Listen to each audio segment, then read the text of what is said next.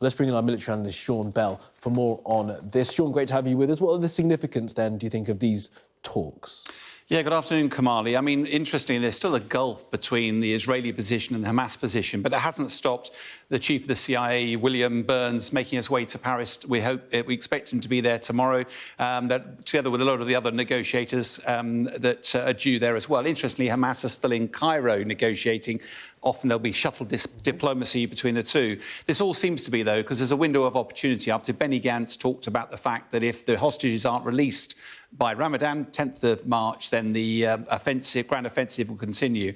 So as a result, the next phase of this operation, if it did continue down in Rafah, there's 1.5 million refugees around the area down there. If you look at the tent city that's down there, it would be really difficult to discriminate between who are civilians, who are hostages, who's Hamas. And with 130 hostages still left somewhere in there, potentially above ground or the tunnels, it would be incredibly difficult. We've heard today the casualty figures now for Palestinians, over 29,500 killed. We're talking about 69,000 dead. We're very close to the 100,000 casualties. Two-thirds of those children, a very dangerous environment if the Israeli forces decide to go in. We've heard from many places, including the opposition party here and even the government, that the catastrophe that could ensue if Rafah is attacked. Now, there appears to be pressure as well building on this man, the Prime Minister of Israel, Benjamin Netanyahu. Just talk to us a little bit about that. It's interesting to see the pressure building from all flanks because the US was providing unwavering support for Prime Minister Netanyahu, but their frustration is definitely starting to show.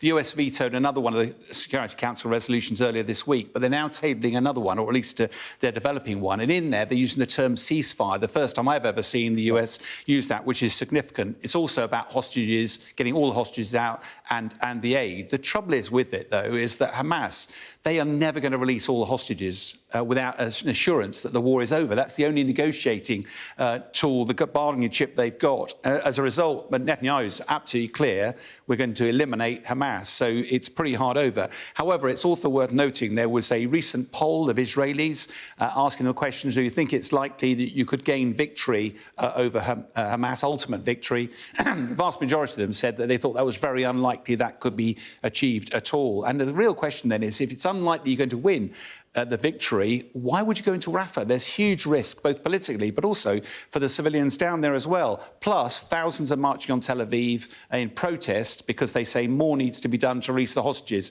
So it's not only international pressure, it's also domestic pressure building on this man. Yeah, and you say it's a window of opportunity. It's also a countdown to potentially a disastrous event. And talk to us as well about these reports that we're seeing about a road being built in Gaza. Where is it and what do you think its purpose could be? Yeah, it's literally, the Wall Street Journal's been covering a thing that the Israelis are apparently building a road from Israel across to the coast. It's not entirely clear exactly where it is, but we've sort of geolocated what we can of it. And it looks to be just south of Gaza City, just across, and it's probably that little yellow road there, but extending it. They're widening it as they go. They're also building about a 0.6-mile buffer inside Gaza, which they're clearing all the buildings as well. All of this, the Israelis say, is part of just increasing security, and they've described it as a long-term, short-term palliative, so likely to be steps in place until 2024. I think what's most interesting about this, though, it's not entirely clear what Netanyahu's long-term plan for Gaza is, what happens the day after. But they're already building infrastructure, which starts to give us a glimpse into the fact of where they're planning for this day after the war is over.